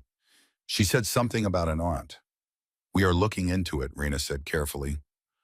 I do not want to make promises I cannot keep, but if you have family out there, we are going to find them. My mom talked about her sister sometimes. Sawyer's voice was soft now, remembering. She said they had a fight a long time ago. She said maybe someday they would make up. Do you remember her name, Meredith? Sawyer touched the compass again. Mom said Aunt Meredith lived by a lake. She said maybe we would visit someday. She looked up at Rena. Then the accident happened, and Uncle Garrett said Aunt Meredith did not want me. Rena filed that away. Another piece of the puzzle. Another lie Garrett had told to keep Sawyer isolated. We are going to find out the truth, she said, about Meredith, about everything. Sawyer nodded. Then he held out the compass toward her. The needle is stuck, he said. It has been stuck since Mom died. Rena took the compass gently. The brass was warm from his hands. The glass was scratched and clouded. She turned it over and looked at the initials carved into the back. J plus L. What do the letters stand for, she asked. Jack and Linda, Sawyer's voice trembled. My parents, Mom said, as long as I had the compass, they would always be with me.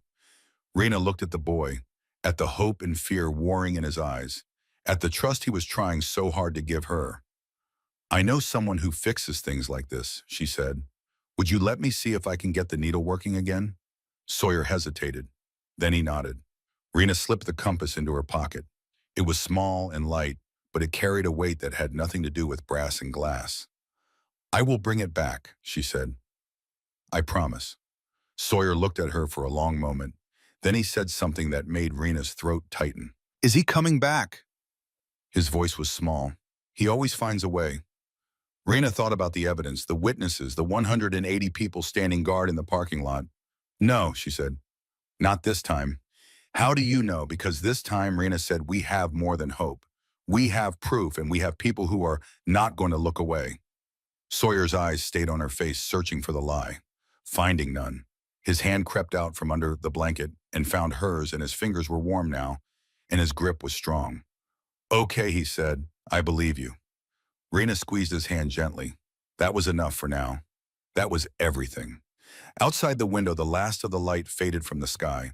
The motorcycles in the parking lot gleamed under the security lights, a silent army keeping watch. And somewhere in a county jail 30 miles away, Garrett Lyle was sitting in a cell waiting for a lawyer who would not be able to save him. The needle of the compass might be stuck, but the boy was finally pointing toward home.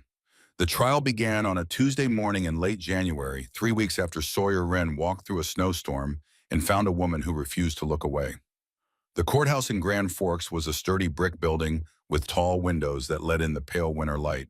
Snow had fallen overnight, covering the lawn in a fresh white blanket that would turn to gray slush by afternoon. Rena arrived early. She parked her bike in the lot behind the building and walked around to the front entrance, her boots leaving prints in the snow. The cold bit at her face, but she barely noticed. Her mind was on the day ahead, on the testimony she would give, on the evidence that would finally be laid bare for the world to see. The courtroom filled slowly. Families of the accused rarely showed up in cases like this, and Garrett Lyle was no exception. His chair at the defense table sat empty until the last possible moment when deputies let him in through a side door. He wore a gray suit that someone had brought him from home, and his hair was combed neatly, but the charm that had served him so well for so long was nowhere to be seen. His face was pale and drawn, the face of a man who had finally run out of smiles. Rena took her seat into the gallery and watched him sit down beside his lawyer. He did not look at her. He did not look at anyone. He stared straight ahead at the empty judge's bench, his hands folded on the table in front of him. The prosecution team entered next. Assistant District Attorney Margaret Chen had been assigned to the case, a sharp-featured woman in her 50s, with a reputation for meticulous preparation and devastating cross-examinations. She had spent the past 3 weeks building a case that left no room for reasonable doubt, assembling evidence and witnesses into a narrative that even the most sympathetic jury could not ignore. Judge Harold Pemberton took the bench at 9 o'clock precisely. He was a large man with a shaved head and reading glasses that he wore low on his nose. His voice when he called the court to order was deep and measured, the voice of someone who had seen too much human cruelty to be surprised by it anymore. The jury filed in, 12 citizens of Grand Forks selected through a process that had taken 2 full days. They ranged in age from 23 to 71. 7 women, 5 men, farmers and teachers and retirees and small business owners, ordinary people who would be asked to render judgment on acts that were anything but ordinary. Margaret Chen stood and delivered her opening statement. She spoke for 27 minutes, laying out the charges against Garrett Lyle in precise clinical language: felony child neglect, endangering the welfare of a child, unlawful imprisonment, theft by deception, misappropriation of fiduciary property, insurance fraud. She described the room in the garage with its cot and bucket and unplugged heater. She described the locks on the pantry and refrigerator. She described the calendar with its circled dates and ominous notes. She described the trust fund that had started at $431,000 and drained to $18,000 in 16 months. And she described Wesley Prentice, the boy who had died 3 years earlier, under circumstances that were now being investigated as something far worse than an accident. When she finished, the courtroom was silent. Even the defense attorney seemed subdued, his objections perfunctory, his cross-examination strategy clearly still in revision. Garrett Lyle's lawyer was a man named Vincent Holt, a veteran defense attorney from Fargo, who had built his career on reasonable doubt. He rose to give his opening statement, and his voice was calm and confident, the voice of a man who had talked juries out of convictions before and fully intended to do so again. His client, he argued, was a grieving community member who had stepped forward when no one else would, a man who had taken in a troubled child with behavioral problems and done his best to provide structure and discipline, a man who was now being persecuted by an overzealous prosecution and a media circus that had convicted him before the first witness was called. The locks on the food were safety measures. The room in the garage was a temporary timeout space. The trust fund expenditures were legitimate management fees and necessary household expenses. And Wesley Prentice had died in a tragic accident that had already been investigated and closed by the proper authorities. Rena listened to the defense attorneys spin his version of events, and she felt the anger rise in her chest. She forced it down again. Anger would not help Sawyer now. Evidence would. The prosecution called its first witness at 10:15. Dr. Nora Whitfield took the stand and described what she had found when Sawyer arrived at the emergency room. Hypothermia with a core temperature of 90.9 degrees. Frostbite on the toes. Signs of chronic malnutrition consistent with prolonged food restriction. Bruising patterns that suggested repeated physical restraint. She displayed photographs of Sawyer's injuries on a screen that faced the jury. The purple lips, the waxy skin, the ring mark around his wrist, the ribs visible through pale flesh. The defense attorney cross-examined her for 45 minutes, trying to suggest that Sawyer's condition could have been caused by his own choices, by running away into a storm without proper clothing, by refusing to eat despite having access to food. Dr. Whitfield remained calm throughout. She had been testifying in abuse cases for 20 years, and she knew how to handle attempts to shift blame onto the victim. The injuries I documented were not consistent with a single night of exposure, she said. They were consistent with months of systematic neglect. The malnutrition alone would have taken weeks to develop. This child was being slowly starved. The jury watched her testimony with the focused attention of people who were beginning to understand what they were looking at. Several of them took notes. One woman in the back row had tears in her eyes. Rena was called to the stand at 2 o'clock in the afternoon. She had testified in court before during her years as an EMT. She knew how to keep her voice steady, how to answer questions directly, how to avoid the traps that defense attorneys like to set. But this was different. This was not a medical emergency she had responded to and then handed off to someone else. This was a child she had found behind a dumpster, a child whose hand she had held through the long night, a child who had looked at her and asked if the monster was coming back. Margaret Chen led her through the events of that December night. The sound she had heard in the alley, the discovery of Sawyer behind the dumpster, the condition of his body and clothing, the words he had spoken when he regained consciousness. Please do not send me back. He will smile and they will believe him. Raina repeated the words exactly as Sawyer had spoken them. Her voice did not waver, but she saw several jurors shift in their seats.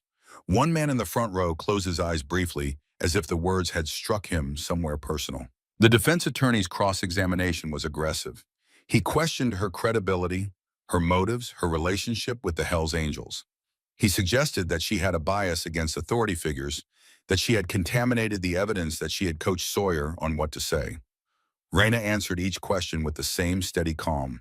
She did not rise to his provocations. She did not lose her temper. She simply told the truth over and over until the truth became a wall that no amount of legal maneuvering could breach. At the end of her testimony, Margaret Chen asked one final question. Ms. Caldwell, based on everything you observed that night and in the days that followed, what is your assessment of the defendant's treatment of Sawyer Wrench? Raina looked at the jury. Then she looked at Garrett Lyle, who was staring at the table in front of him, refusing to meet her eyes. He was killing that child, she said, slowly, deliberately. And he would have finished the job if Sawyer had not been brave enough to walk through a blizzard to find help. The courtroom was silent. Garrett Lyle's lawyer objected, but the damage was done. The jury had heard what they needed to hear. The guilty witnesses testified on the second day. Colby Fitch took the stand first. The young cashier from the Northwind Travel Mart looked like he had not slept in weeks. His hands trembled as he placed them on the Bible, and his voice cracked when he swore to tell the truth. He described seeing Sawyer at the gas pumps that night, the purple lips, the thin hoodie, the mismatched shoes. He described the moment when he could have called for help and chose not to, the moment when he decided that someone else would handle it. I told myself he was with someone, Colby said. His voice was barely above a whisper. I told myself it was not my problem. I told myself I would get in trouble if I called it wrong. Margaret Chen let the silence stretch before asking her next question. And what happened after you made that choice? Colby's face crumpled. He was out there for another hour, freezing, dying. While I looked at my phone, the defense attorney tried to use Colby's testimony to argue that Sawyer's condition was the result of his own decision to run away, but the strategy backfired. The jury saw a young man consumed by guilt, a young man who understood exactly how his inaction had contributed to a child's suffering. Darlene Stroud testified next. The neighbor from County Road 12 was a sturdy woman with gray hair and weathered hands, the kind of woman who had spent her life working the land and minding her own business. She did not cry on the stand, but her voice shook when she described the things she had seen and heard. I heard crying once, she said, coming from the garage. I told myself it was the wind, but I knew it was not the wind. She described the thin clothes Sawyer wore even in cold weather, the way he flinched when Garrett's truck door slammed, the heavy bags he hauled to the garage while wearing gloves too thin to protect his hands. And she described calling the county hotline and watching a social worker visit the house and leave without taking any action.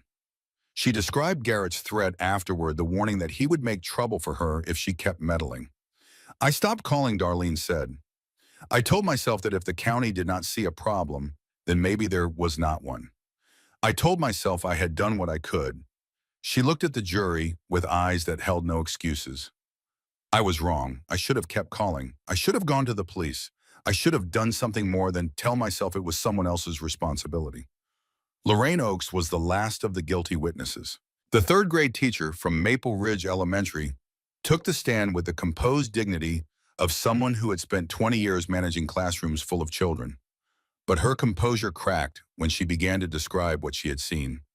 He never had food in his lunchbox, she said. He would sit at the table and watch the other children eat. He would memorize what they had, as if he was trying to remember what food looked like.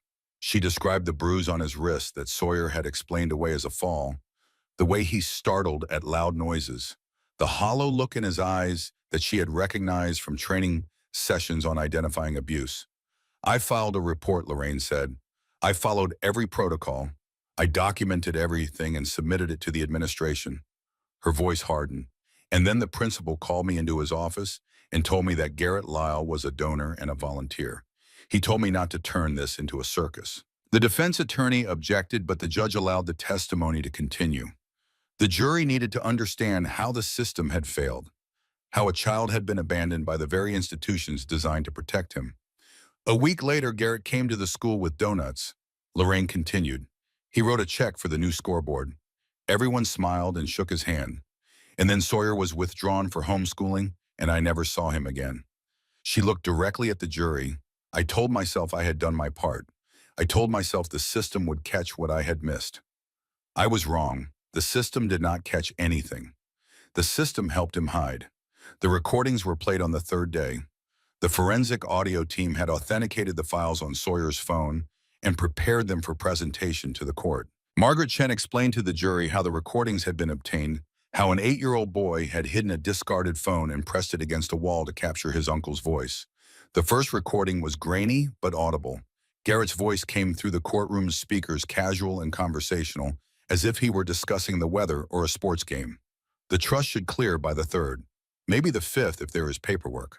Either way, the new year is going to be a fresh start. A second voice, muffled and indistinct, responded with something that sounded like a question. Garrett laughed. No, I am not worried about the kid. Kids are easy, you just have to know how to handle them. The second recording was longer and more damaging. Garrett's voice was clearer this time, and his words left no room for interpretation. After the ball drops, I am done playing house. The money clears, the court signs off, and I am finished feeding a mouth that does not appreciate what I do for it. 16 months is long enough. The courtroom was silent. Several jurors stared at the speakers as if they could not believe what they were hearing. One woman pressed her hand over her mouth. A man in the back row shook his head slowly, his face rigid with disgust. The defense attorney tried to argue that the recordings were out of context, that his client was speaking metaphorically, that the poor audio quality made accurate interpretation impossible. But the words were there. The intent was there. The countdown to January 3rd was there, circled 3 times on a calendar that the prosecution had already entered into evidence. Garrett Lyle sat motionless at the defense table, his face blank, his hands folded. He did not look at the jury. He did not look at his lawyer. He stared straight ahead at nothing, like a man who had finally realized that his smile could not save him. The closing arguments came on the 4th day. Margaret Chen spoke for an hour, weaving together the testimony and evidence into a narrative that was as damning as it was undeniable. She described a pattern of behavior that stretched back years, a pattern that had already claimed one child's life and would have claimed another if not for the courage of an 8-year-old boy and the conscience of a woman who refused to look away. She pointed to the calendar, to the recordings, to the photographs of the room in the garage, to the financial records showing a trust fund systematically drained, to the Wesley Prentice file that revealed this was not an isolated incident but a calculated system of exploitation. This defendant did not make mistakes, she said. He made plans. He chose vulnerable children with no family to protect them. He isolated them from anyone who might notice what was happening. He charmed the systems that were supposed to catch him, and he waited for the moment when their deaths would be profitable. She turned to face the jury directly. Sawyer Wren walked through a blizzard because he knew that staying in that house meant dying. He walked toward the lights because he believed, despite everything he had suffered, that someone out there would help him. Her voice dropped. Do not let his faith be misplaced. Do not let this defendant walk out of this courtroom and find another child to destroy. Find him guilty. Find him guilty on every count. And send a message that in this community, in this state, in this country, we do not look away from children who need us. The defense attorney's closing was competent but futile. He repeated his arguments about reasonable doubt, about alternative interpretations, about a troubled child with behavioral problems. But the words fell flat in a courtroom that had spent 4 days listening to the truth. The jury deliberated for 81 minutes. When they filed back into the courtroom, their faces were set and solemn. The foreperson, a woman in her 60s with silver hair, and steady hands stood to deliver the verdict. On the charge of felony child neglect, we find the defendant guilty. On the charge of endangering the welfare of a child, we find the defendant guilty. On the charge of unlawful imprisonment in prison, we find the defendant guilty. On the charge of theft by deception, we find the defendant guilty. On the charge of misappropriation of fiduciary property, we find the defendant guilty. On the charge of insurance fraud in connection with the death of Wesley Prentice, we find the defendant guilty. Garrett Lyle did not move as the verdicts were read. His face remained blank, his hands still folded on the table. But something shifted in his posture, a slight sag in the shoulders, a loosening of the spine, the posture of a man who had finally run out of ways to escape. The courtroom erupted in whispers. Several people in the gallery embraced. Raina sat motionless, her hands clasped in her lap, her eyes on Garrett's back. She did not feel triumph. She did not feel satisfaction. She felt only a deep, tired relief that the first part of the fight was over. Judge Pemberton set sentencing for 2 weeks later and remanded the defendant to custody without bail. Deputies led Garrett out through the side door, and this time he did not resist. He walked with the shuffling gait of a man who knew exactly where he was going and had accepted that he could not stop it. The sentencing hearing was brief and brutal. Margaret Chen presented victim impact statements from Sawyer's therapist, from Dr. Whitfield, from Tessa Dunlap. She presented a formal request from the state to reopen the Wesley Prentice case and conduct a full investigation into the circumstances of his death.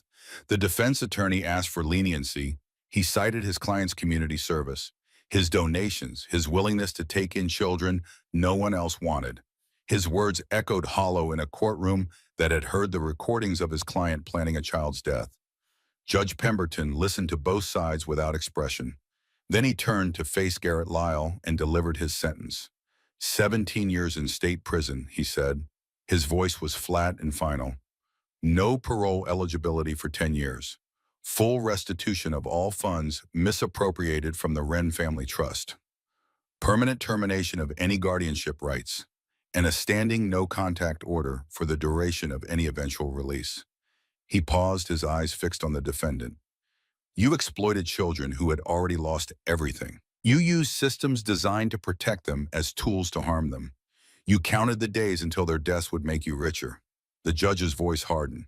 This court has seen many kinds of evil, but the calculated cruelty you showed to Sawyer Wren and Wesley Prentice is something I will not forget. I only regret that the law does not allow me to sentence you to more. Garrett Lyle stood motionless as the sentence was pronounced. His lawyer whispered something to him, but he did not respond. He simply stared ahead, his face empty, his charm finally and completely extinguished. The deputies led him away for the last time. The door closed behind him with a sound like punctuation at the end of a very long sentence. Raina found Meredith Wren Haskell 3 days after the verdict. The search had taken longer than expected. Garrett had been thorough in cutting off Sawyer's connections to his mother's family. He had changed phone numbers, intercepted mail, and told anyone who asked that Sawyer's aunt wanted nothing to do with him. The lies had been seamless, and they had worked for 16 months. But lies cannot survive scrutiny, and Ledger was very good at scrutiny. He found an old address in Moorhead, Minnesota, then traced a move to a new address in Fergus Falls, then finally located a current residence at 847 Lakeside Drive in Pelican Rapids. 45 minutes from Grand Forks, close enough to visit on weekends, close enough to have been part of Sawyer's life all along if anyone had bothered to tell her he was there. Raina made the drive alone. The roads were clear, the sky a pale winter blue that seemed to stretch forever. She passed frozen lakes and bare trees and farmhouses with smoke rising from their chimneys, and she thought about what she was going to say to a woman who did not yet know that her nephew had almost died. The house on Lakeside Drive was small and blue with a wraparound porch and a view of the frozen lake beyond. A pickup truck sat in the driveway and smoke rose from the chimney. Someone was home. Raina parked and walked to the front door. She could hear music playing inside, something soft and acoustic. She knocked and waited. The door opened. A woman stood there, maybe 45, with brown hair going gray at the temples and eyes that looked like they had seen their share of sorrow. She wore jeans and a flannel shirt, and she held a coffee mug in one hand. Her eyes moved from Raina's face to her leather jacket to the patch on her back visible as Raina turned slightly in the doorway. Her expression shifted from curiosity to wariness. "Can I help you?" she asked. "Are you Meredith Wren Haskell?" The wariness deepened. "Who is asking?" "My name is Rena Caldwell." Rena kept her voice gentle. "I need to talk to you about your nephew, about Sawyer." The color drained from Meredith's face. She set down her coffee mug with a hand that had started to shake. "Sawyer," her voice was barely above a whisper. "What happened to Sawyer? Is he alive?" That man said Sawyer did not want to see me. He said I should stay away. "What man?" "Garrett." Meredith's voice cracked on the name. "He called me after Linda died. He said Sawyer blamed me for not being there. He said it would be better for everyone if I kept my distance." Raina felt something tighten in her chest, a familiar anger carefully controlled. "He lied," she said. "Sawyer does not blame you. Sawyer did not even know you existed until a few days ago." Meredith stared at her. Her mouth opened, then closed, then opened again. "What do you mean he did not know he is my sister's son?" "Of course he knows I exist. Linda and we had our problems, but she never would have kept him from me." "Garrett kept him from you," Rena said. "Garrett kept him from everyone. He isolated Sawyer, completely told him that no one in his family wanted him, that he was alone in the world." Meredith pressed her hand against the door frame like she needed it to stay standing. "Why? Why would he do that?" "Because Sawyer was worth money to him." Rena heard the flatness in her own voice. "Because isolated children are easier to control. Because he was planning to do to Sawyer what he did to another child 3 years ago." "What he did to another child?" Meredith's voice rose. "What are you talking about? What did he do?" Rena met her eyes. "Can I come in? This is going to take a while." They sat at Meredith's kitchen table while Rena told her everything. The discovery behind the dumpster, the room in the garage, the locks on the food, the calendar with its circled dates, the recordings, the trial, the verdict. Meredith listened without interrupting. Tears ran down her face and she did not wipe them away. Her hands gripped the edge of the table so hard her knuckles went white. When Rena finished, Meredith sat in silence for a long moment. Then she said, "I should have tried harder. You did not know. I should have known." Meredith's voice broke. "Linda was my baby sister. When she died, I should have fought for custody. I should have demanded to see Sawyer. I should have ignored what Garrett told me and shown up anyway." Rena reached across the table and put her hand over Meredith's. "You are here now," she said. "That is what matters." "Is it enough?" Meredith asked. "After everything he has been through, is it enough that I am finally here?" Rena thought about Sawyer in his hospital bed, his fingers wrapped around a broken compass. She thought about the trust he was learning to rebuild one careful step at a time. "You will have to ask him," she said. They drove to Grand Forks together. Meredith sat in the passenger seat of Rena's truck, staring out the window at the frozen landscape. She did not speak, and Rena did not push her. Some journeys require silence. The hospital was quiet when they arrived. Sawyer had been moved from the emergency ward to a regular room, and he was scheduled to be discharged the following week. The question of where he would go after that had been the subject of intensive discussions between Tessa Dunlap and the family court. Now perhaps there was an answer. Rena led Meredith down the corridor to Sawyer's room. The door was open and she could see him sitting up in bed, a book open in his lap. The compass was around his neck, its chain visible above the collar of his hospital gown. "Wait here a moment," Rena said. "Let me talk to him first." She entered the room alone. Sawyer looked up from his book and his face brightened when he saw her. "You came back," he said. "I told you I would." Rena pulled a chair to the bedside. "There is someone here to see you, someone I think you will want to meet." Sawyer's expression shifted to wariness. "Who, your aunt?" "Meredith." The boy went very still. His hand crept up to touch the compass at his neck. "Uncle Garrett said she did not want me," he whispered. "Uncle Garrett said a lot of things that were not true," Rena said gently. "Your aunt has been looking for you. She did not know where you were or what was happening." He kept her away. Sawyer's eyes searched her face. "Is she nice? I think so. But you do not have to decide anything right now. You can meet her, talk to her, see how you feel. Whatever you want." The boy was quiet for a moment. Then he nodded, a small, careful movement. "Okay, I want to meet her." Rena walked to the door and gestured for Meredith to enter. The woman stepped into the room slowly, her eyes fixed on the small figure in the hospital bed. Her face was wet with fresh tears. "Oh, baby," she whispered. Sawyer stared at her, his hand tightened on the compass. He did not speak. Meredith stopped at the foot of the bed, visibly holding herself back from rushing forward. "You look so much like your mother," she said. Her voice trembled. "You have her eyes?" Sawyer's chin wobbled. "My mom talked about you," he said. "She said you had a fight. She said maybe someday you would make up." "We did fight." Meredith's voice cracked. "It was my fault. I was stubborn and proud, and I let years go by without talking to her. And then she was gone, and I thought I had lost you too." She took a careful step closer. "But I never stopped wanting you. I never stopped thinking about you. And I am so sorry. I am so sorry that I did not find you sooner." Sawyer looked at her for a long moment. His expression was unreadable, the careful mask of a child who had learned not to trust good things. Then slowly he held out his hand, not reaching for a hug, not throwing himself into her arms, just extending his fingers, offering what he could offer. A chance. A beginning. Meredith took his hand, gently holding his fingertips like they were made of glass. The tears ran freely down her face, and she did not try to hide them. "I am here now," she said. "I am not going anywhere." Sawyer's shoulders relaxed just a fraction. His grip on her fingers tightened. Raina watched from the doorway, and something in her chest loosened. She had done what she set out to do. She had found the boy, saved the boy, and now she had given him back to someone who would love him. It was enough. It had to be enough. 6 months passed. Spring came to North Dakota, melting the snow and turning the prairie from white to brown to green. The days grew longer and the nights grew warmer, and life moved forward the way it always does, carrying the past with it, but not letting it determine the future. Sawyer moved in with Meredith in early March.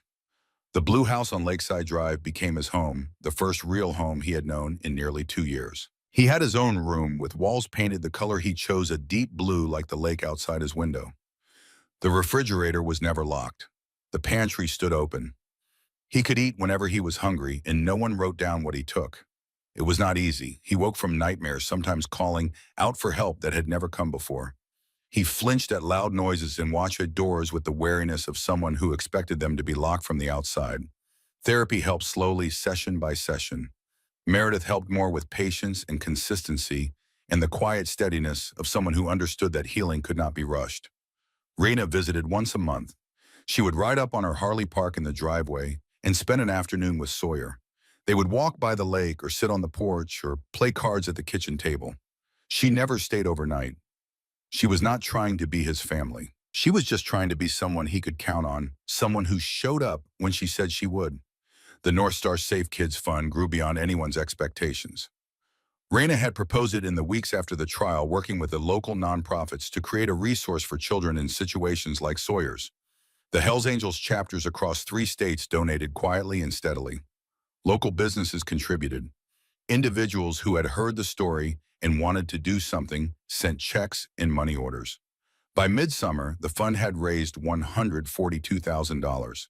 14 children received winter clothing, therapy services, tutoring, and emergency housing assistance. The fund was not flashy. It did not seek publicity. It simply existed, a safety net for kids who had fallen through all the other nets. Maple Ridge Elementary implemented new policies in April. No homeschool withdrawal would be approved without a private interview with the child conducted away from the parent or guardian. Mandatory home visits would be conducted by trained social workers, not administrative staff. Teachers who filed abuse reports would be protected from retaliation, and their concerns would be escalated directly to law enforcement rather than filtered through school administration. It was not a perfect solution. No policy could guarantee that another child would not slip through the cracks. But it was a start, a recognition that the old systems had failed and needed to change. The Wesley Prentice case was reopened in February. A new investigation revealed what the original one had missed or ignored. The placement records that showed warning signs. The medical examiner who had rushed his conclusions. The social worker who had closed the file without asking hard questions. Wesley's death was reclassified from accident to undetermined, pending further investigation. The medical examiner who had signed the original report was disciplined and eventually resigned. A family services supervisor who had authorized Garrett's foster placements faced professional review. It was not justice, not fully. Wesley was still dead and nothing could bring him back. But his name was no longer buried in a closed file. His story was no longer erased. And the people who had failed him were finally being held accountable. Garrett Lyle sat in a cell at the state penitentiary in Bismarck. He would be there for at least 10 years, probably longer. His appeals had been denied. His assets had been seized to pay restitution. His name had become a cautionary tale, the kind of story that people told when they wanted to explain why systems needed to be better, why communities needed to pay attention, why children deserved advocates who would not stop fighting. He had stopped smiling. The guards said he barely spoke anymore. The man who had charmed his way through life had finally run out of people to deceive. In August, Rena received a package in the mail. It was small, wrapped in brown paper, with Sawyer's careful handwriting on the label. She opened it at her kitchen table, peeling back the paper to reveal a wooden box with a brass clasp. Inside was the compass. The glass had been polished until it gleamed. The brass casing had been cleaned and restored. And the needle that had been stuck for almost 2 years, moved smoothly in its housing, swinging north with perfect precision. A note was tucked beneath the compass, written in Sawyer's hand. I found a man who fixes old things. He said the needle was just stuck because it got too cold. He warmed it up and cleaned out the rust, and now it works again. I wanted you to have it. You found me when I was stuck. Maybe this can help you find other kids who need help too. Thank you for not looking away. Love, Sawyer. Rena held the compass in her palm and felt the weight of it. Such a small thing, such a simple mechanism, a needle that pointed north showing the way home. She thought about the night she had found him behind the dumpster. The purple lips, the frozen fingers, the whispered plea, please do not send me back. She thought about the calendar on Garrett's wall, the circled dates, the countdown to a death that never happened. She thought about all the people who had seen Sawyer and looked away. The woman at the pump, the truck driver, the security guard, the man with the charity hat, the cashier, the neighbor, the teacher. Each one had carried a piece of the truth, and each one had chosen not to act on it.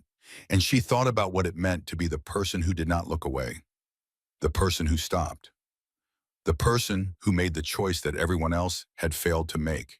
It was not comfortable. It was not convenient. It changed your life in ways you could not predict and committed you to battles you had not chosen. But it was necessary. It was the only thing that separated a world where children died behind dumpsters from a world where they did not. Rena put the compass around her neck. The metal was cool against her skin, and the needle pointed true. She rode out to Pelican Rapids the next weekend. Sawyer was waiting on the porch when she pulled up in, his face breaking into a grin when he saw her. He had grown in the past 6 months, filling out looking less like a ghost and more like a boy. His cheeks had color. His eyes had lost that haunted wariness. He looked for the first time since she had known him like a child who was safe. You are wearing it, he said. Rena touched the compass at her neck. It works perfectly. Thank you. Sawyer nodded, pleased. I thought you should have it. My mom gave it to me so I would not get lost. But I am not lost anymore. Meredith appeared in the doorway behind him, a dish towel in her hands. Her face was softer than it had been in March, less strained. She looked like a woman who had finally found something she had been searching for. Stay for dinner, she said. We are having lasagna. Rena hesitated. She was not used to being part of a family, not used to sitting at tables where people passed dishes and talked about their days. But Sawyer was looking at her with expectation, and the compass was warm against her chest.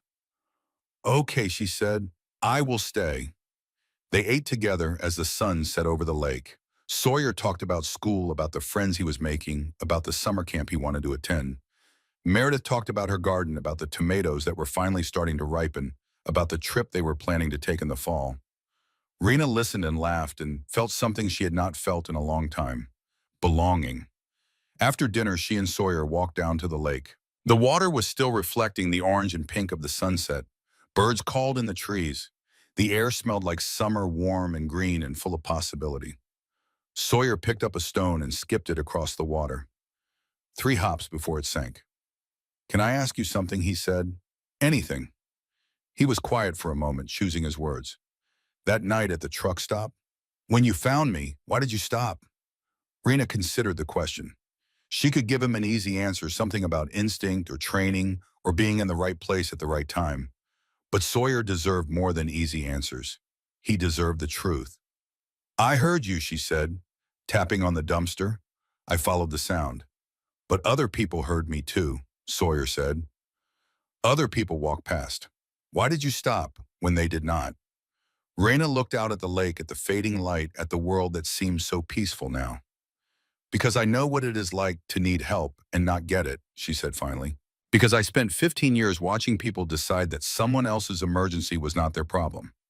Because I got tired of being the person who arrived too late," she turned to face him. "And because you were brave enough to keep tapping even when no one came. That was you, Sawyer. You saved yourself. You walked through a blizzard because you believed someone would help. I just happened to be the person who heard." Sawyer was quiet for a long moment. Then he said, "You were the light." Rena felt her throat tighten. "What do you mean?" "My mom said if I got lost, I should walk toward the lights. That night I was so cold and so scared, and I kept looking for lights. And then you were there." He looked up at her and his eyes were bright. "You were the light I walked toward." Rena could not speak. She put her hand on his shoulder and squeezed, and he leaned into her just for a moment before straightening again. They stood together as the last of the sunset faded from the sky. The first stars appeared faint and distant. The lake grew dark. The night came on soft and warm and full of peace. Raina stayed until Sawyer went to bed. She said goodbye to Meredith on the porch, promising to visit again next month. "Take care of him," she said. "I will," Meredith said. "I have a lot of time to make up for." Raina walked to her bike and swung her leg over the seat. The compass rested against her chest, its needle pointed north. She touched it once, feeling the cool metal, the smooth glass. Then she started the engine and rode away into the night. Behind her, the lights of the blue house glowed warm against the darkness. Ahead, the road stretched on, endless and open, leading wherever she chose to go. She did not need thanks. She did not need recognition. She just needed to know that somewhere in a house by a lake, a boy who had almost died was learning how to live. A boy who would walk through a blizzard because he believed in lights. A boy who had found his way home. That was enough. That was everything.